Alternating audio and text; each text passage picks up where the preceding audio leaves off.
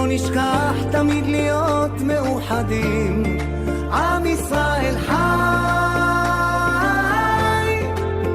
בעליות בירידות גם בשעות הכי קשות. All right, folks, you are listening to the Yishai Fleisher Show, broadcasting live from Judea to the world. And you, Baruch Hashem, are a part of it wherever you are. Shalom and welcome. Busy days. I've been doing some reflecting on this last year. October 7th was a way to think about the whole this whole year. And also now it's Yom Kippur, Day of Judgment. And another way of saying it is Day of Reflection. Because we have a lot of reflection to reflect. Every year, right? And every day, but every year. But certainly this year. This year has been very special. No doubt about it. It's been so full. I can't even believe that it's all been 1 year. I've just been thinking about the various stages that I've been through this year, and I'm sure you have as well. Today is also the Yortzeit of Ari Fold, that great hero of both narrative war and physical war, who was stabbed and killed here in Gush Etzion, not before shooting his assailant and fighting till his last drop of blood, proverbially and literally. And so that's all that together is just a lot. Today, I actually took a little bit of a mental health day. Spiritual health day is more true. That's mental health is how we say it in outside of the land. Here we say it's a spiritual health day, God health day. I went to Yerushalayim, and for me, health, to find like health, I don't, it's great to go down to the Dead Sea. It's great down to go to Eilat or to Ashkelon. Those are all great. But if I need just a spiritual uplifting, there's nothing more uplifting than just walking the streets of Yerushalayim. It just, because Yerushalayim, by its nature, is uplifting. It's always an aliyah to go to Yerushalayim, going up. And Yerushalayim itself is on the way up. It's being built in our time. And I sensed that yearning of the nation to rebuild this thing and of God above, and it's just happening. It's spreading. It's growing. There's cranes, and there's nothing that's a bigger kiddush Hashem, a sanctification of God's name, than actually Jerusalem being born, Yerushalayim being born in our time. It's just, if you have eyes for it, there's nothing more beautiful than Yerushalayim. Because the truest beauty in this world is God, and He is generally invisible, and yet He shines through everything. But the apple of His eye, so to speak, is Yerushalayim, and when it is being rebuilt, that means that God's presence is being channeled into this world in an overt, visceral, touchable, tangible, and physical fashion. Somebody said to me, I heard once a phrase that I like so much. He says, the job of Judaism and Torah and really faith in God, the Abrahamic way, is not so much to spiritualize the physical, that means to take physical things and to find their spiritual meaning, which is important, but more important is to physicalize the spiritual, to make spiritual ideas physical in this world. And I think that's what Yerushalayim is. So it's very, very special for me to walk today in Yerushalayim and to get a connection to this land. Today, I have a few videos, a few interviews that I did. Actually, one interview and one video. The first thing I want to play for you today is a segment from my live stream interview with Danny Seaman, a great person who has been working for many years, and I'll explain to you as I intro this video. So here's my intro and my interview with Danny Seaman. Danny Seaman is an Israeli political commentator and media analyst who I've gotten a chance to work with in my career, which has been a great pleasure. He's a 31-year veteran of the Israeli government, retired in 2014 as Deputy Director General of the Ministry of Public Diplomacy and Diaspora Affairs. That's a government position that he served also from 2000 to 2010 as Director of the Government Press Office. I knew him then, GPO. He was working for the Prime Minister, responsible for coordination with foreign media in Israel. He's author of a recent book called Israel and the Foreign Media, on how Israel is presented by international media and the manipulation involved in their presentation of the Middle East conflict to create an ideological narrative, what I call the narrative war. Okay, Danny Seaman. I haven't got a chance to speak with you so much throughout this last year. I think I saw you at one conference or something. But if I may ask you, give me a picture of what this war has been like for you. How do you see it? How do you see this whole thing? I mean, and I'm asking you now as a veteran of a long picture, the long picture, the many wars. Is this different? What has been moving for you? Anything special that is different about this war? Give me your picture of this thing.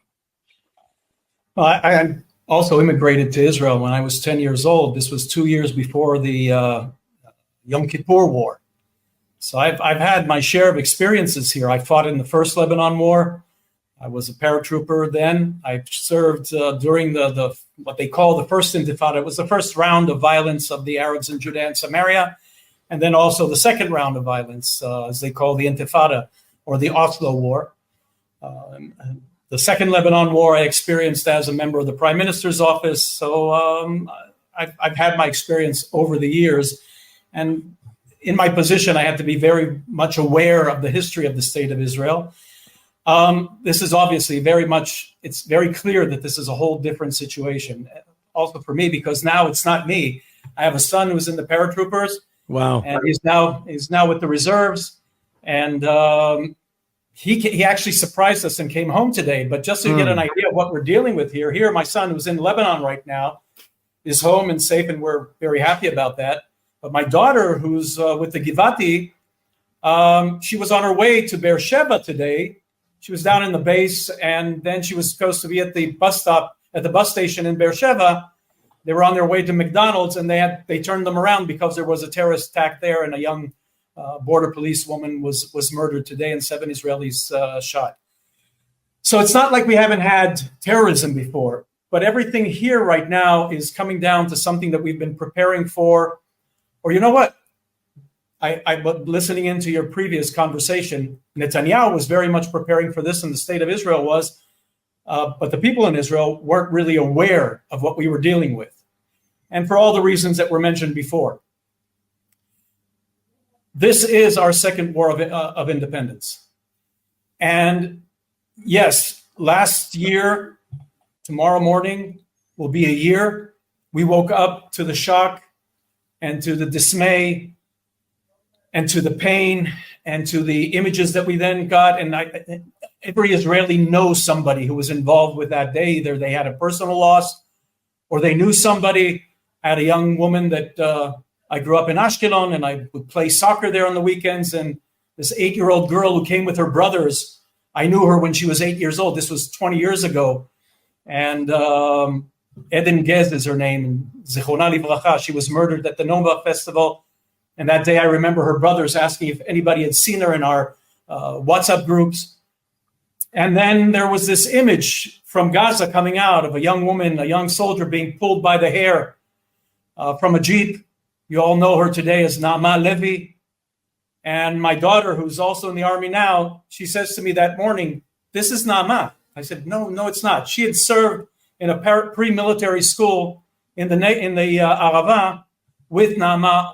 So she knew, and then very quickly, the friends all started texting to each other, and it was her. So when I see Naama, I see my daughter. And this is where it has come to for all of us here. Now, like I said, anybody living in Israel for any amount of time experiences what we've gone through. We have our normalcy, but this has been beyond anything we've ever experienced before.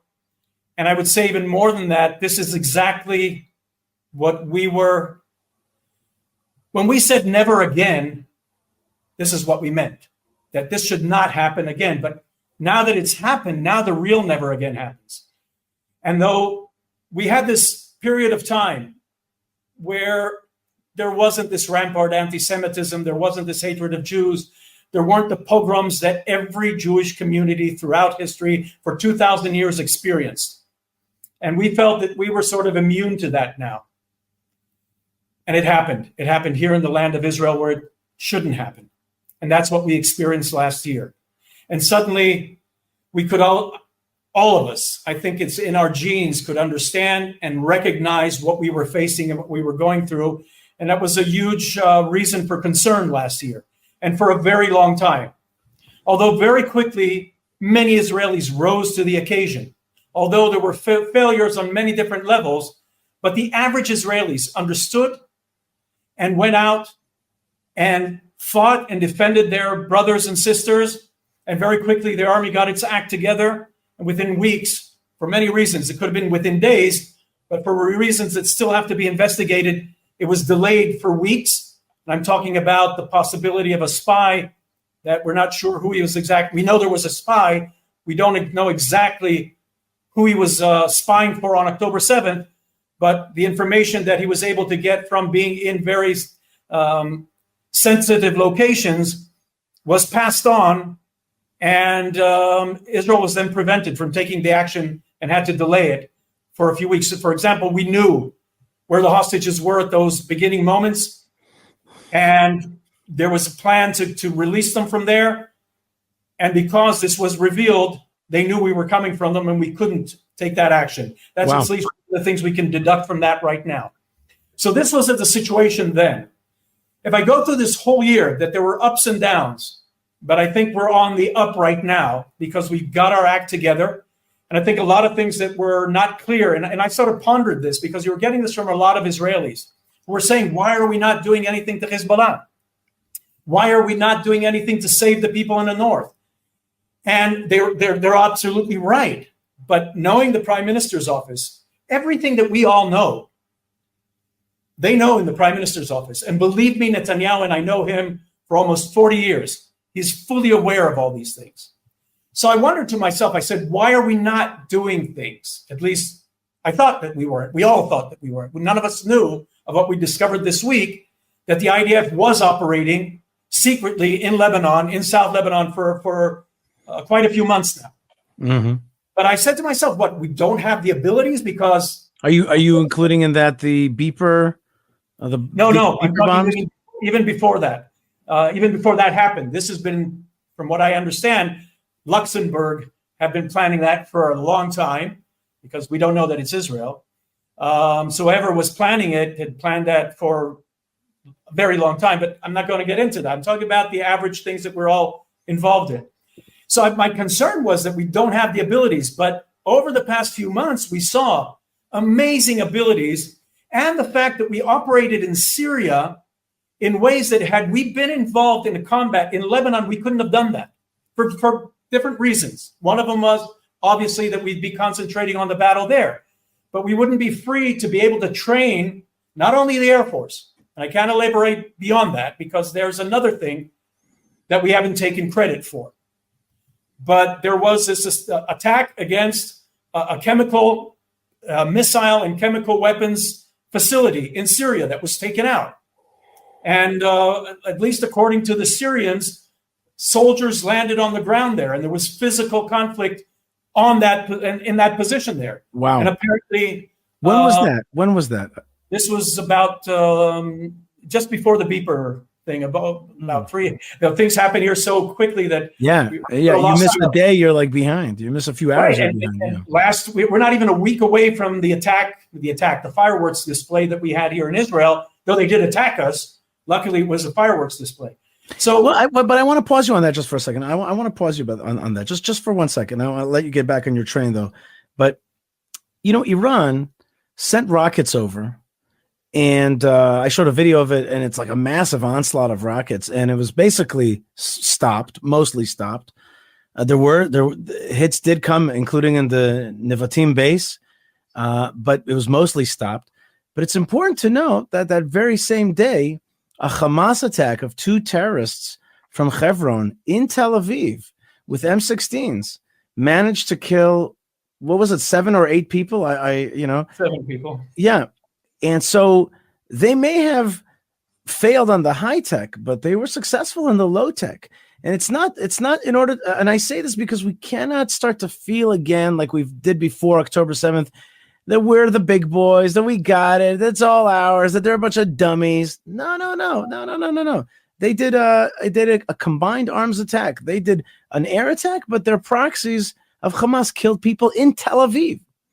So we shouldn't think to ourselves like we're in, we're the No, boss. I'm not saying that at all. That is not where we are at the moment. We are in the thick of a war right now. But unlike what happened on October 7th, which was very low tech, by the way, right, and an embarrassment to the whole plans of high tech that we had and those who relied on the supposed high tech, instead of, every average Israeli in the South could have told you that, you can't, we're feeling threatened. Everybody felt that.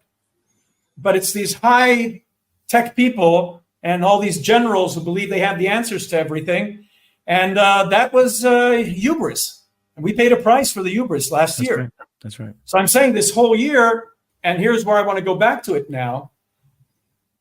Yes, initially it's huge and it's historic in the sense that it's something that Jews went through for many years, and now we're at the real part of never again, because now, unlike Jews before, we can defend ourselves, and that is exactly what we're doing. But in a way, I don't want to say a blessing in disguise.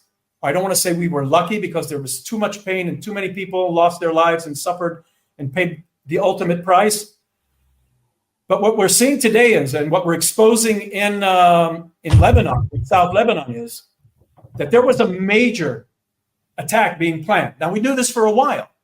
Netanyahu has been saying this for over 10 years. It's not that he had a grudge on his shoulder and wanted to attack Iran because we don't like the way they look. No, he knew beyond the nuclear facilities that they're building there and the direct threat that they said.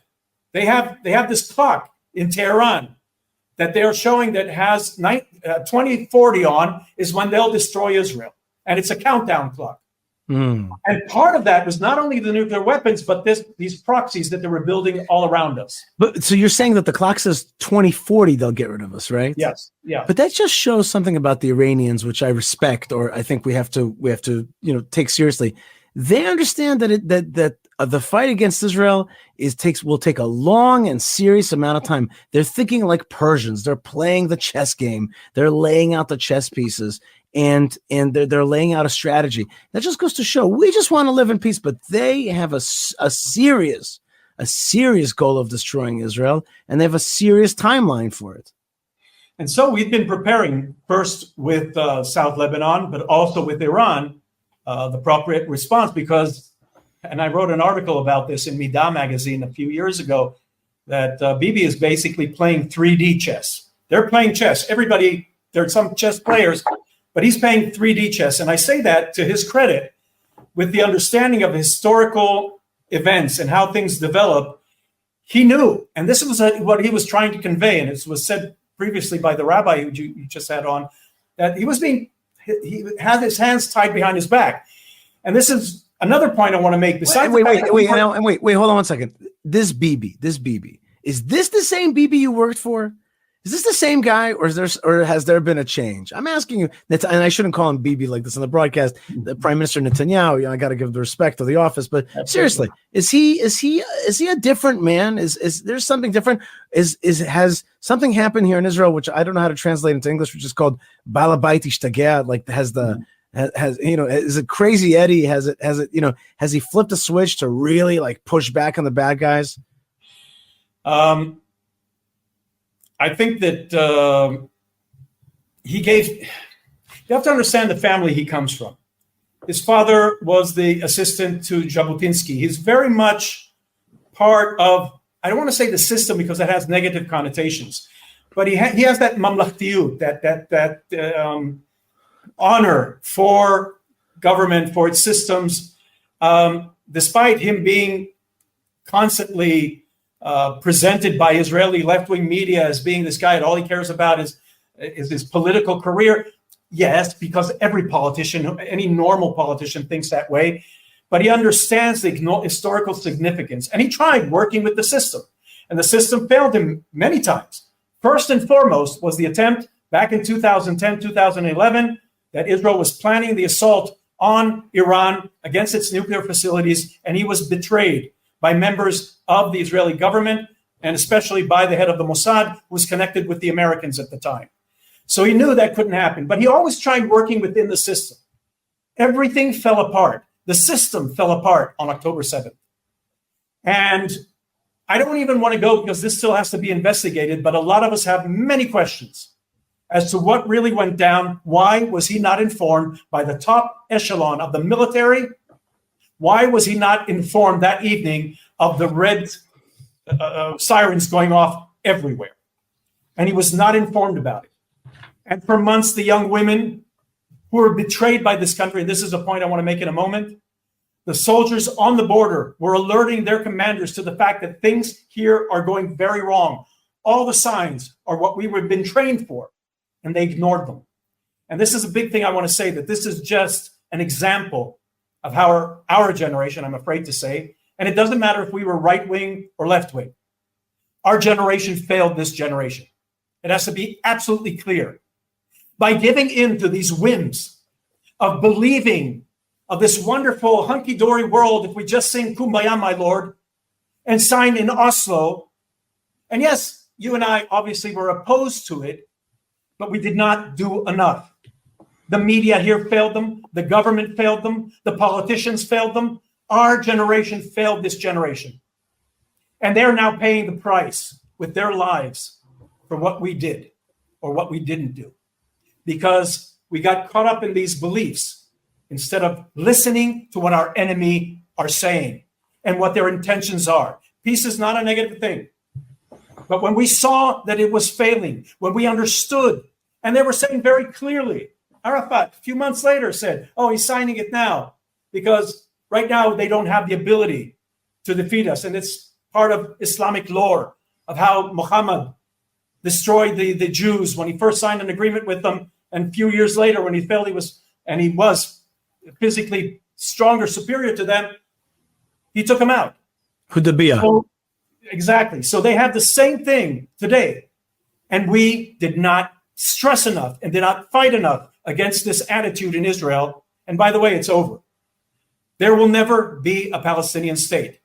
Don't listen to Haaretz newspaper. Don't listen to all the left-wing reporters that are telling you abroad, we have to find what's going to happen the day after. We already have seen what the day after is going to be.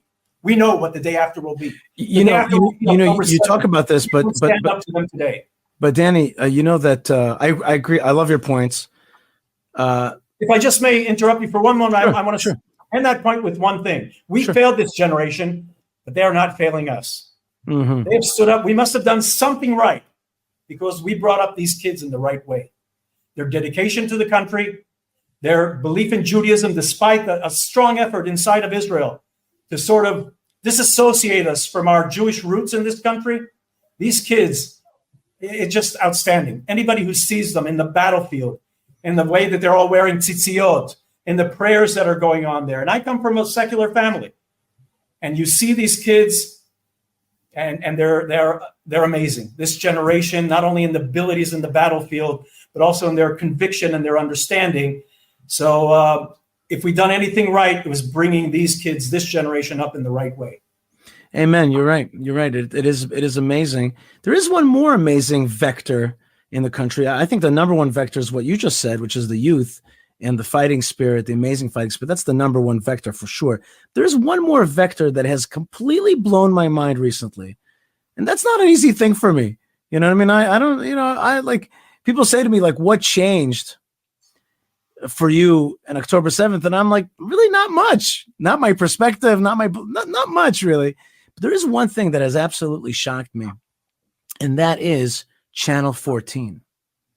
I have been completely amazed. I saw you watching it. It's on my television as well. It's in my background. And I am just, Danny, I'm telling you as a media professional, one media professional to another one, I can't believe that this day has come, that there's such a beautiful mixture of religious sentiment with secular nationalism, all the good forces of Israel, all those good things that the secular world has and that the religious world, and that melding with the spirit. I'll tell you, they like, sometimes I'm just like, it's like Shechianu v'Kimanu. I can't believe that there's like these messages out there. I mean, and last week I played the Yinon Magal, like when it started his program after the killing of Hassan Nasrallah with Jewish songs, Achreini 9, he's waving the flag, and it it was really quite an amazing thing. And I'm just thankful that we have a shofar that has that voice of I'm trying to get them. I'm trying to convince them to create content in English, because first off, they do represent the majority of Israelis. right. And I haven't been able to, unfortunately, I haven't gotten to the owner yet. I got to his representative, and he's saying they have a lot on their plate and they have to understand this is very much part of the battle as well. Right. And what people are getting, and you see this sort of mix between the American administration, unfortunately, who are feeding journalists here, and our journalists from the left wing are feeding the administration. And you see this back and forth where they're sort of saying, oh, this is what the Israeli media is saying. But this is not what the Israeli public is thinking. Right. The Israeli public, Channel 14 represents the Israeli public. I think so. I agree with you 100%, and I'll be happy to work with you to see if we can create English content for Channel 14. But I actually think that a step before that would be great to see Channel 14 type content on Israeli radio. I'd love to see talk radio that's nationalistic, pro-Judaism. The only channel is the one I work with right now. I have a weekly show on Galei Israel. Galei Israel, the only conservative, right-wing religious channel. Just like 14, don't operate on holidays and on the Sabbath. I have a lot of secular people like myself who complain. I said, you know what? No, I actually liked it. I like the fact that they don't violate the sanctity of the Sabbath. And I think even if we're not religious, I think we have to respect that. Now, I live in Jerusalem. That's our Jewish identity. Exactly. That's what right. we're all about. That's right. And nobody's imposing it upon us. Nobody's telling us that you can't do these things. Right. I know for myself, if anybody tried to impose, and I eat kosher, and I observe the holidays, and I observe Passover, and certainly Yom Kippur, but if anybody was trying to impose any of this on me, I wouldn't eat it, but I'd be cooking pork on my balcony just to spite. But it doesn't get there. And all these people that are demonstrating in Israel and leaving the impression that, nobody's ever, and I live in Jerusalem, nobody has ever tried to impose anything on us. We, on the same thing, try to be respectful of our neighbors who are religious, keep things down on the Sabbath. If we don't have to travel, don't travel. And actually, we come to like it. There's a lot of pleasantness to it. And also the atmosphere of us all, the holiday spirit, people going to the synagogue, hearing the shofars, hearing the prayers from the synagogues. I love it. I say we're so fortunate to have this, that generations of Jews, for them, it was only prophecy. We're living the prophecy here. We're living the prophecy. We should be so grateful to this opportunity.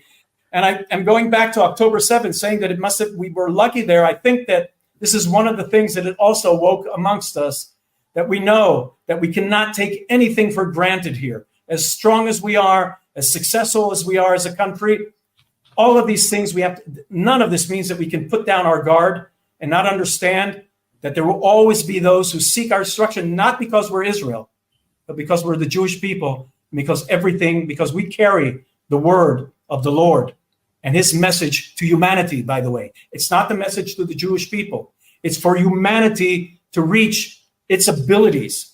We have the burden of carrying that message. People think that we were chosen. We were chosen to carry a burden, and we still carry it. And I say all these generations that didn't have an IDF, and didn't have their children to stand up there and fight for them, they never backed down. They never gave up. They were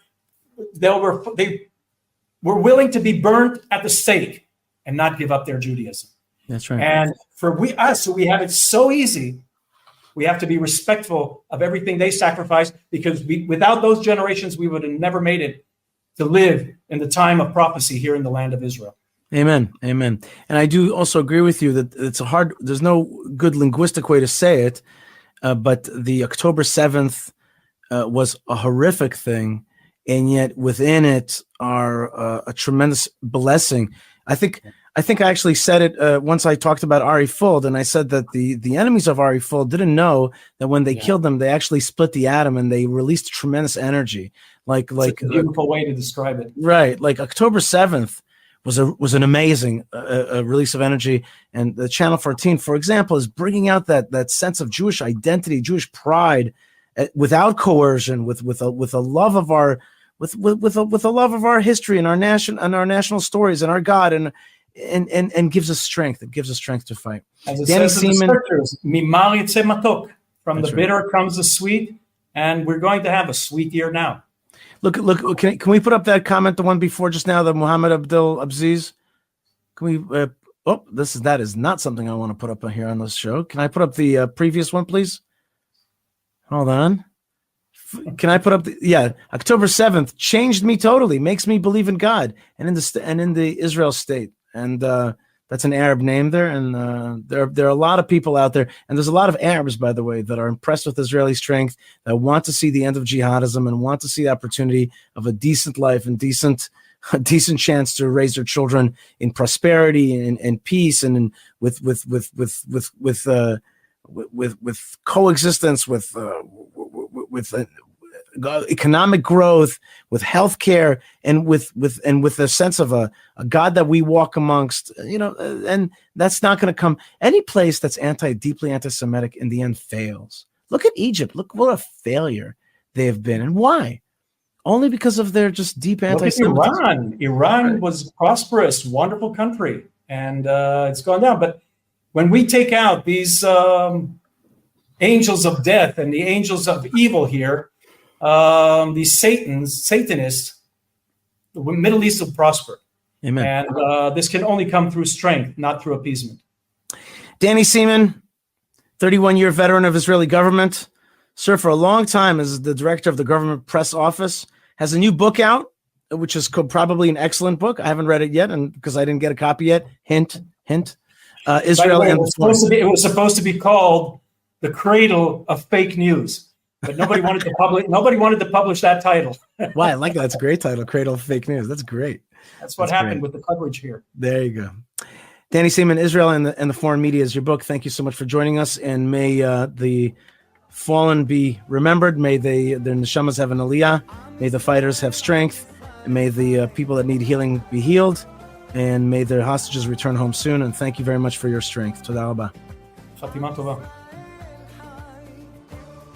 All right, very good. I'm glad that we got a chance to hear from Danny Seaman, and he's the real Israel.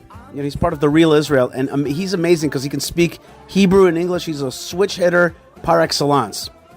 Not a lot of them out there like that. He's on the BB level. He's a switch hitter and a great speaker and a great fighter for Israel. Okay, I want to thank Yocheved Seidman, Moshe Herman, Ben Bresky, Tabitha, and David for being on the team and sending out our message through the netwaves to the world where you're receiving it, and being part of our effort to spread the light. Please visit our sponsors. I'm going to mention two today. One is HebronFund.org, and that is the Jewish community of Hebron, which we continue to make strong together. That's the tomb of the forefathers and mothers, Abraham and Sarah, Isaac and Rebekah, Jacob and Leah, and that's where I work. That's my day job, to strengthen that town. What a schut, what a merit it is to defend and beautify that town. So that's issue number one. Number two is fightforisrael.org. Many of the things that I support in my broadcasting efforts and our team's efforts and our Torah teaching efforts go through fightforisrael.org, and that is our funnel for beautifying the land of Israel and for spreading light to the world, the light of Israel and Torah to the world. So check out those two websites. Speaking of the world, there's a new guy on the scene, and he's coming out of Canada. Oh my gosh, last place I would have thought. Here is my discussion about a very special person coming out of that place, which, you'll hear what I think about that place, which I know well from my youth. My grandparents used to live in Toronto. I used to go there. But recently, let's see the potential turnaround for that place. Probably like you, I thought that Canada was done for.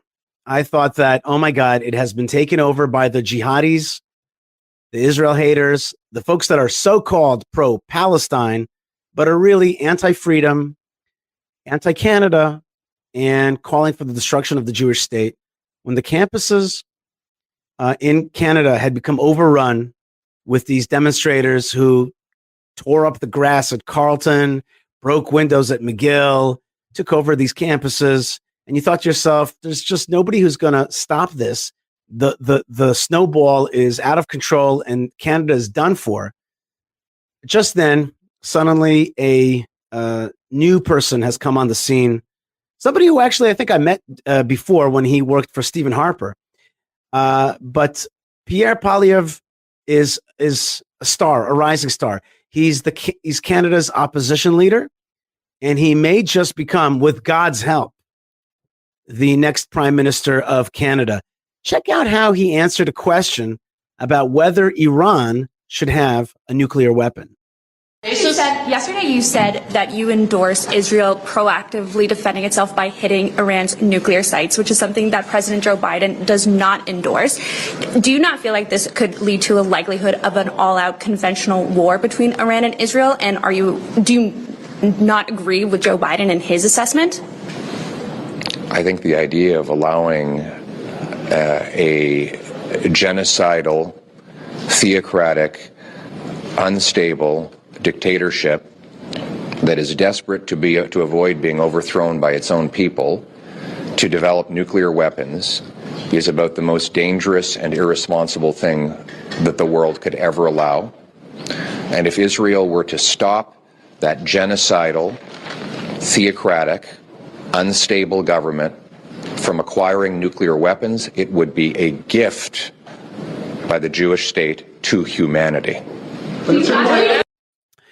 Okay, so a very rational answer. Here's how we boil it down. Very bad guys with Nazi-like ideology for world domination and eradication of the Jewish people should not get nuclear weapons. Let's remember that in World War II, there was a race to develop nuclear weapons so that the Nazis would not attain nuclear weapons first, because it was obvious that you didn't want the Nazis to have nuclear weapons. And what happens in this world is when you become anti-Israel, you also become anti-rational. And he's just giving the super rational answer. He's like, look, if you're anti-Israel and you think that Iran should have a nuclear weapon, you're crazy, right? You're going to lead this world into a place of darkness. And Canada has been led down the path of darkness. And here's a light. Pierre Poilievre, who is an opportunity for Canada to get back on the healthy track, on the God track, on the conservative track, on the rational thinking track. Let's just call it simple. You know what? Let's boil it all down. Moral compass track. Moral compass track. Where does he get his consciousness from? Well, a video surfaced of him talking about his experiences with the Jewish people in the state of Israel. Let's take a look.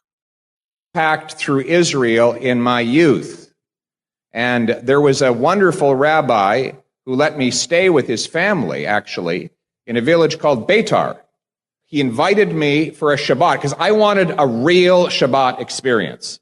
So when I got there, I experienced the most beautiful Shabbat ever.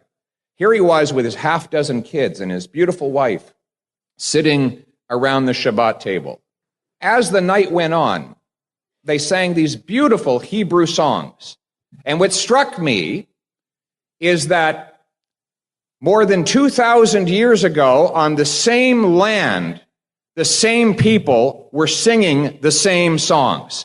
The Jewish people are the only people I know of who, in the same language, worship the same faith on the same land, in the same country, as they did 3,000 years ago. I want you to look at the echo of the unmatched history of the eternal Jewish people. I was able to witness that history and that resilience when then Prime Minister Harper assigned me to represent him on the March of the Living. I remember being shaken by the images that I saw there. The prosthetic limbs that had been ripped off incoming prisoners and gathered up in a storage room, the sheared hair, the jewelry, the instruments of torture. But most of all, I saw Israeli flags flying in the wind. The Star of David, the symbol of the Jewish people and now its homeland, was like a symbol of triumph. It said, from the faces of those Jewish young people. We are still here. You did not stop us. You are gone and we are still alive. Think of the trash can of history. It is filled with those who have tried and failed to destroy the Jewish people. From the Pharaoh to the Haman, to the totalitarian socialist dictators of Hitler and Stalin, all of them have been defeated. And yet the Jewish people still go on. I don't know what the world will bring tomorrow. I don't know, much less 100 years from now. But I do know this, that 1,000 years from now, whatever is going on Fridays, as the sun goes down, there will be a Shabbat in Israel. Those songs will still be sung. The Jewish people will go on, and they will still say, Am Yisrael Chai. Thank you. So that's Pierre Poilievre, and a great speech there. The focus of a speech is the same as Mark Twain's famous paragraph about the Jews. The miraculous element of the Jewish people is their continued survival. He didn't say this, but I'll add in, the miraculous nature of that survival is a reflection that there's a God in this world. That's why the Jewish people survive against all odds. And to see that and to be like, wait a minute, I want to line up with that eternity. There's something in that. There's a goodness in that. There's a righteousness in that. If the universe, providence, God brought the Jewish people back to the land of Israel after 2,000 years of dispersion and helped them reform their language, reform their army, make the land fruitful again, there's a miraculous element there. And you have to have eyes to see it. When you see it, you see its beauty. You see its beauty. And he sees the beauty of that resurrection, of that return, of that reestablishment. It is indeed a blessing. And I want to say that if Pierre Poilievre will be elected, it'll definitely be a blessing for Israel. He could be a partner, a supporter, and a pushback against Iran and against jihadism in this world. And so Israel will benefit from it, with that from a good partnership with Canada. But much more so is that I pray for Canada that it merits a leader like this to get back to health, to push back on the campus that is brainwashing the youth of Canada, to get back on rational thinking, on moral compass thinking. Like it's a shame for this world to lose Canada as a moral country. And it's got that inside of it. It's got that Stephen Harper ability. It's got that Pierre Poilievre ability to right itself. And I pray for Canada. It's not that Israel needs this leader in Canada so it'll be good for Israel. It'll be good for Israel if he gets elected. But the blessing is for Canada. If Canada will bless Israel, it'll be blessed back. If Canada has moral compass, moral and rational thinking, it'll be a blessing for Canada and will stop it from its free fall into jihadism and into anarchistic thinking, which is what's taking over. Folks, I want to thank you so much for being with me. And we're back here on the Yishai Fleisher Show. Thank you so much. And thank you to those people who go to support us through buymeacoffee.com/Yishai. Buymeacoffee.com/Yishai. It's a great way to support our efforts and to be on the team, as we say in Canada, to be on side. And if there are any Canadians listening to the show today, please write me an email, yishai@yishaifleisher.com, and say, I'm a Canadian and I'm listening to your show. And if you just feel like it, you could also write, I identify as a Canadian, and send me that as well, because that's the same as being a Canadian.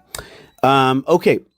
Finally, second to last segment for the show today is our beloved Ben Bresky talking. I can't wait to hear the segment myself. This is about one of my, I don't know if the word hero, but a hero, definitely a hero in my world, which is Shai Agnon, the great and amazing writer, really probably one of the greatest writers of all time and one of the greatest writers of the Jewish people. And his story is coming up here from the mouth of our intrepid unstoppable, indefatigable, and at large, Ben Bresky.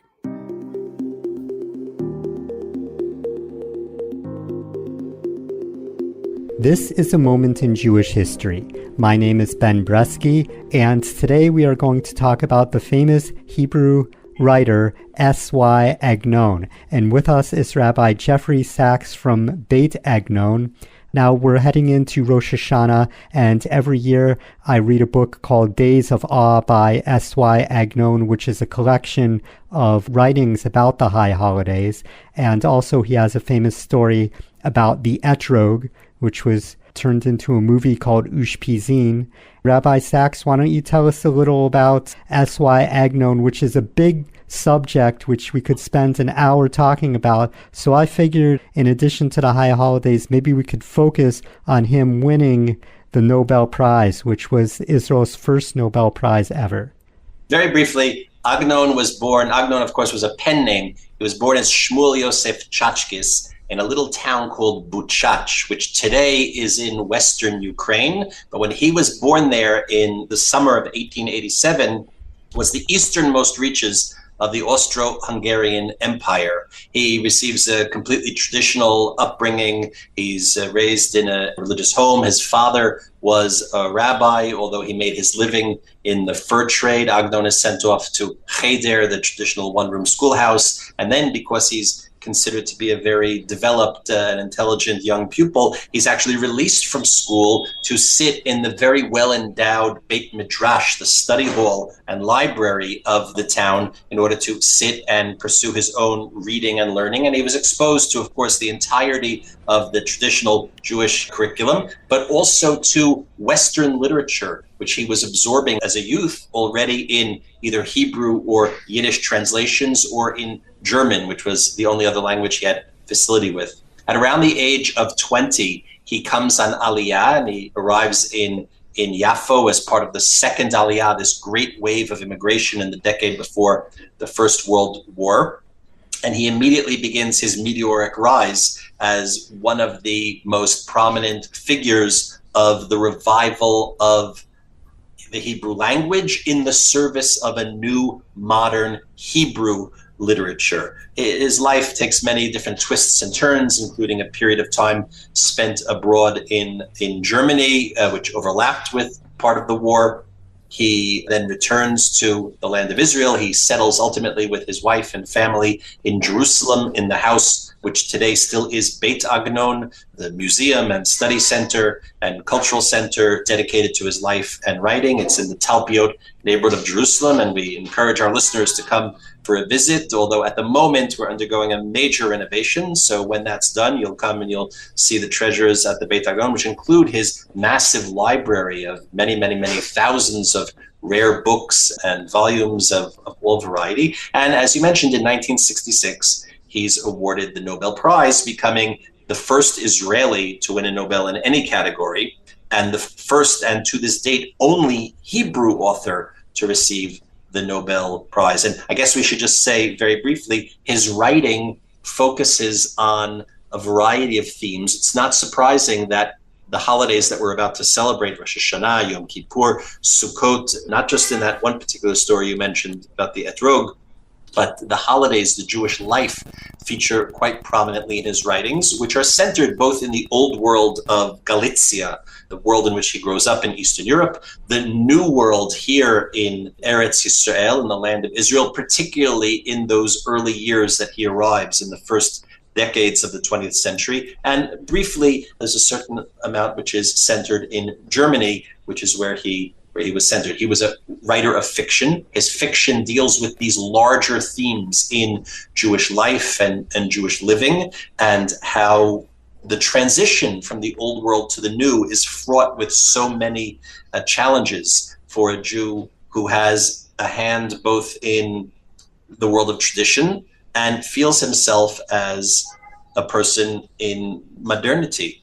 But the work that you pointed out, Days of Awe in English, in Hebrew, Yamim Noraim, which actually is his best-selling work of the 23 volumes in the collected writings, it's his best-selling work, is not a work of fiction at all. It's a collection of sources, traditional rabbinic and Jewish sources, on Rosh Hashanah, Yom Kippurim, and the days in between, a kind of anthology that until this very day you can see in practically any synagogue that our listeners will attend on Rosh Hashanah, Yom Kippur. You can always find at least one person, and sometimes very many, who are still reading either in Hebrew or in the abridged English version this book as a kind of guide to the traditional Jewish writings from the Bible up through Hasidic tales on these holy days.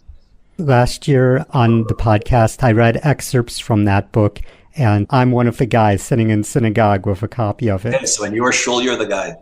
Now, what does this mean for the Hebrew language, which many people considered a dead and ancient language, that a guy wins a Nobel Prize in literature in a language that many people considered only for prayer or only in antiquity? Well, by 1966, at the time that he wins the prize, and we should note he was quite elderly at that point. He was nearing 80. The average age of Nobel laureates in literature is a good deal younger. Usually somebody wins the Nobel Prize in literature and they still have another novel or two left in them that they still yet to write. Agnon was already at the end of his career, and although he put out a couple of short stories and was working on a few projects that he did not succeed in finishing in his lifetime or published posthumously, at that point he hadn't published a new book in quite a while and didn't succeed in doing so again before he died. But at that point in 1966, he receives the prize just a half a year before the 6-Day War. The myth that Hebrew was a dead language had been put to rest, because after all, there'd already been for almost 20 years the new revived sovereign nation of the state of Israel. And Hebrew had gone from a language which, if not exactly dead, then in a coma. But Hebrew had not been the first language of virtually any Jew for nearly 2,000 years until the return with modern Zionism to the land of Israel. And part of the great Zionist project was the reawakening, what I'll call the reawakening, what others call the revival. But you can't really revive something unless it was first dead. And Hebrew wasn't dead, but it was, let's say, in the icebox. It had become calcified as the language of Jewish scholarship, Jewish prayer, the language of the synagogue and the study hall. Hebrew was the second language of very, very, very many Jews. But it was not the first language of virtually any Jews. And with the return to Jewish life in the land of Israel, that changes. And by 66, it really indeed had been. And surely any of our listeners that were alive at the time and may have been themselves pupils in maybe American Hebrew schools understood this very well. The degree to which Hebrew succeeded in the diaspora, and whatever its state is now, can be the topic for a different podcast. But indeed, you're correct.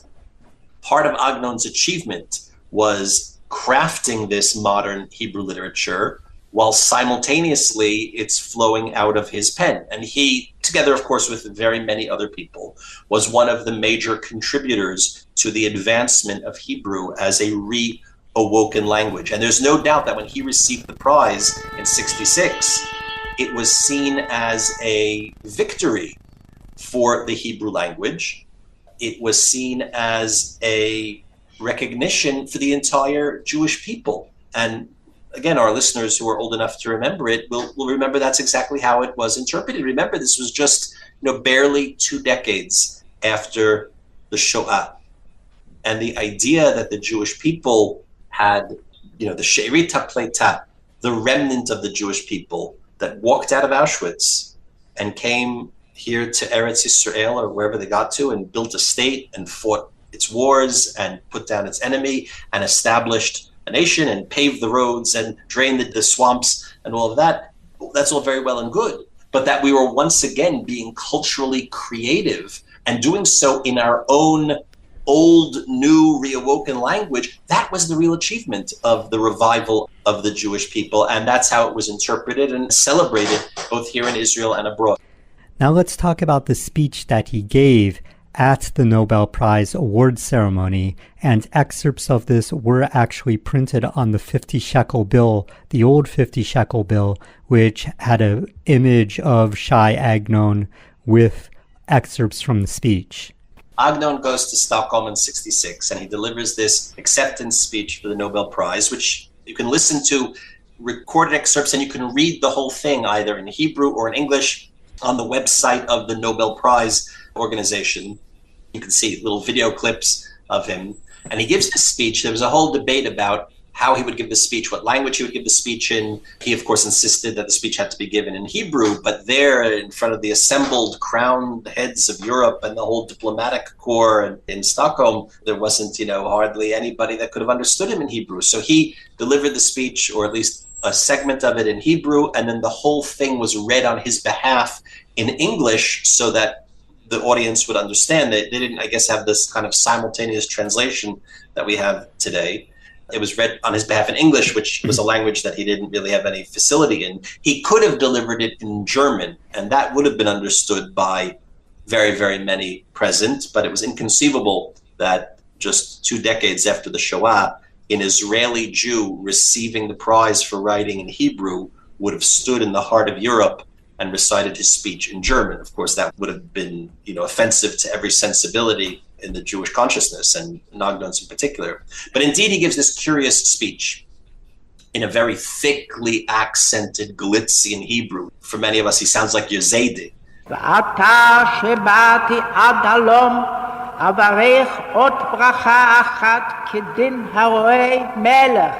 ברוך אתה אדוני אלוהינו מלך העולם שנתן מכבודו למלך בשר ודם. He points out that the Gemara says that a person should never sit down to dine with other people unless you know something about them.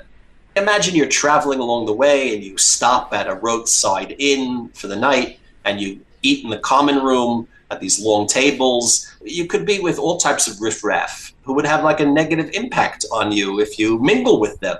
So you shouldn't sit down to dine with someone unless you know something about them. And then in a very curious manner, he says to the King of Sweden, Your Majesty, I mean, these are my words, I'm kind of play acting them. He says, because of course, I know that you don't want to violate this idea in the Gemara, I better tell you something about myself. And then he gives a biography, but it's not a real biography. It's a very fantastical biography. And he begins by saying in his thick accent, Mitoch katastrofa historit shechriv Titus melech Rome et Yerushalayim noladati ani b'achat ma'arei hagolah. Because Titus of Rome in the 1st century came and destroyed the Jerusalem temple and banished the Jewish people out into the diaspora, I was born in one of the cities of the dispersion.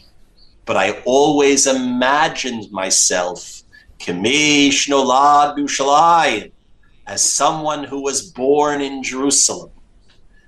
And then he goes on to say that he was a Levi, traditionally called up for the second Aliyah, I guess in case he thought the King of Sweden was going to organize a minyan right there and then. He needed to know who would get the Aliyah.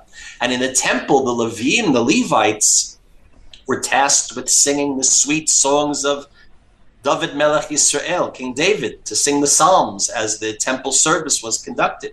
בחלום בחזון לילה ראיתי את עצמי עומד עם אחיי הלוויים בבית המקדש כשאני שר עמהם שירי דוד מלך ישראל.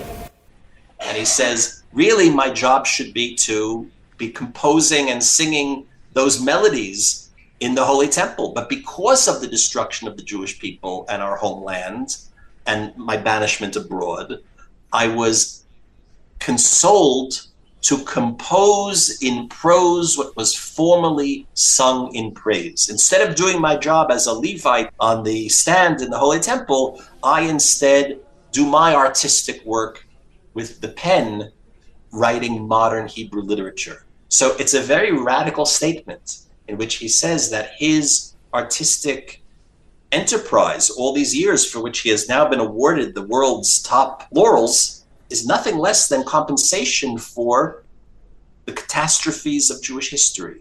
Now, to say this so few years after the Shoah, and to say it there in the heart of Europe, I assume he was thinking of other catastrophes of Jewish history, not just the destruction of the temple on Tisha B'Av in the year 70, And it's significant to note that although not technically biographically true, Agnon made a claim that his birthday was Tisha B'Av, the day of the destruction, because we have this notion in the Talmud that the seeds of redemption are planted right there simultaneously with the events of destruction and catastrophe.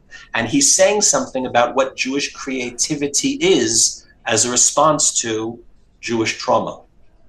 And to this day, his works are still celebrated and being read. Indeed, both in Hebrew and in very many fine translations to other languages as well. In English, his works can be found in a series, which it happens that I edited, that was put out by the Toby Press, the Agnon Library at the Toby Press in 15 volumes, and you can find it wherever fine books are sold, which today probably means the internet. And before we go, Rabbi Sachs, maybe you could tell us briefly about yourself and how you got involved in Beit Agnon. I'm not sure I can do that too briefly, but I came in Aliyah about 30 years ago from the United States, and I very much wanted to, even though I had at that point already, I'd begun a career in Jewish education, both in New York and here in Israel, but I very much wanted to somehow become more at home in Hebrew culture, in Jewish Israeli culture and literature. I thought Agnon is the high watermark of that. That's the short version of the story. And at a certain point, I had gained a certain level of, let's say, expertise with the writings of Agnon, and I began teaching it. And of course, the only way to really master any subject is to teach it. The only way to really learn something is to become a teacher of it. And that's been a very rewarding experience. And although I began first as a volunteer, I now occupy a role as the director of research at Beit Agnon, and we're in connection with all of the scholars of Hebrew literature, both here in Israel and from around the world, and with students and with, just simple readers and lovers of culture and literature wherever they are. And we aim to serve as a resource for them. And in addition, I was involved in this significant project where we edited very many volumes in English with annotations that help bridge the world that Agnon is depicting to the contemporary reader, particularly the contemporary reader who's doing so in translation. And of course, there is a certain amount that's lost in translation, and we try to fill that in through the notes and annotations. And all of this is in addition to my work, my day job, as it were, as a kind of more conventional teacher of Torah and someone who's involved in Jewish life here in Israel through my project called webyeshiva.org, which is exactly what it sounds like, where people can study with us online, including, among very many other more conventional topics, the writings of Yishai Agnon. Okay, Rabbi Jeffrey Sachs, thank you very much for joining us today. Thank you, Ben. And I wish you Shana Tova, Happy New Year. And this has been A Moment in Jewish History. Thank you for listening, and Shalom. All right, Ben, thank you very much. Toda rabah. Thank you. God bless you. And thank you, Ben, for being on side and helping us get the light out to the world. Okay, last thing I wanted to do today on the show was a little table Torah. And this Torah is usually for the table, but, Yom Kippur, this Shabbat this week is Yom Kippur, so there's no table per se of eating. And by the way, I do invite the non-Jews amongst us to consider fasting on this day together with the Jewish people for cleansing, for rebirth, for renewal. So that's number one. Number two, I want to say a little Torah about the book of Yonah. Very special book. I love that book. The central question of the book of Jonah is, why is he running away? And there's all kinds of, I'm not trying to make light of them, but there's fancy answers, smart answers, more historic answers. But I think that there's a very simple answer. And the simple answer is that sometimes Jews run away from their job of being a light unto the world. They're embarrassed about it. You have guilt about it, whatever it is. They just don't want to fill God's mission, so they run away. That's what the book of Jonah is really about. Why are you running away? The famous visual thing about the book of Jonah is he's swallowed by this fish. And there's really two narratives about what happens when he's swallowed by the fish. One narrative is that he's being swallowed and he's being digested and he's in pain and in agony 3 days, and he's kind of being, shall we say, tortured and agonized, and he does repentance through this pain. There is such a thing as repentance through pain. There's no atheists in a foxhole. When you're under that kind of stress and duress, well, you tend to come back and call out to God. Well, that's one narrative. But another narrative that is in the book called Pirkei de Rabbi Eliezer, a midrashic compendium, this book lays out that actually God took him. The whale became like a magic ride. The eyes of the whale became like kind of windows. And he showed him the wonders of the world and how the world is created and what it stands on. And he showed him beautiful things, and he showed him the holiest things, and he showed him everything. And that's where he got his spirit.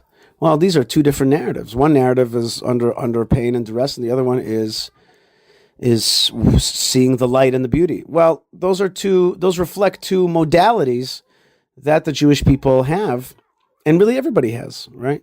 As there's a way to talk to your kids through love, and there's a way to talk with a little bit of more parental, more strict disciplinarian type of thing. Those are two different modes, right? And that distinction is also true about the Jews of the diaspora and exile, where we faced the ultimate duress, which was the Holocaust, and then the rebirth of the Jewish people in the land of Israel. What I started talking about in the beginning, which is Jerusalem. Jerusalem is the greatest light and the greatest gift. So, which one do you want? Do you want to choose life? Do you want to choose the dark option? We've been through that, and now Hashem is showing us Himself, not through just fear and awe and challenge, but also through beauty and revelation. And that is the time that we're living in. We're living in a time of revelation as opposed to hester panim, which is hiding God's light. At the same time, there are many forces that want to hide God's light away. This war is an effort to also darken the light of God in Jerusalem and the strength of Israel. And the magic is that we're actually fighting back so strong that the light of Israel is being revealed. It's not a surprise that there was a big to-do in Tel Aviv, that the township of Tel Aviv, the municipality, tried to shut down separated prayer. And previously, the courts upheld that. And then this year, just now, the Supreme Court came out with a decision saying, absolutely not. If somebody wants to pray in a separate way, that's their democratic, and liberal right to have their prayer the way that they want it. Respect that. But the bottom line is, the real truth of it is, the court's decision was, man, people want to be Jewish. And right now, Jewish pride is in, because that's what this war has brought. It has brought a rebirth of Jewish pride. It is not a coincidence that Ari Fold's Yortzeit is today. We honor his memory. Check out arifold.org. Tonight I'm going to be emceeing the Ari Fold Prize, and I'm very honored to very honored to have been a recipient. And today I'm giving the prize to others. I want to bless you wherever you are, folks, and I want to wish you an easy fast and a meaningful, happy, and strong Yom Kippur. We shall be victorious, B'ezrat Hashem, through the help of God, and it will give us koach. It will give us strength to continue to fast, to be close to Torah, and to push back on our enemies. It's all happening, and we're a part of it wherever we are. Thank you so much to my team. Thank you for your support and love.